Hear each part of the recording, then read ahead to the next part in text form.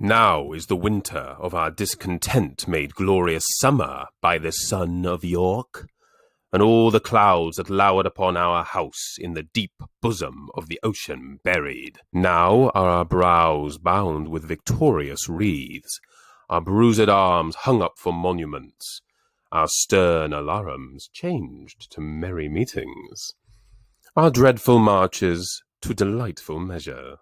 Grim-visaged war hath smoothed his wrinkled front, and now, instead of mounting barbed steeds to fright the souls of fearful adversaries, he capers nimbly in a lady's chamber, to the lascivious pleasing of a lute.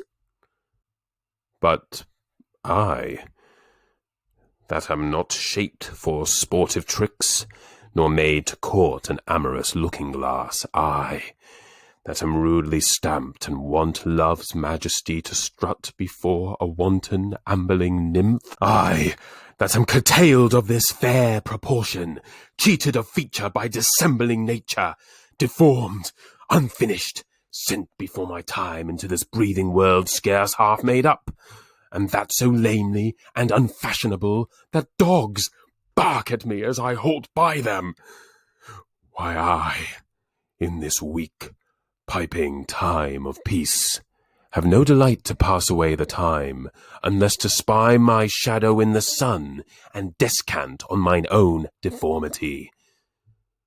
And therefore, since I cannot prove a lover to entertain these fair, well-spoken days, I am determined to prove a villain, and hate the idle pleasures of these days.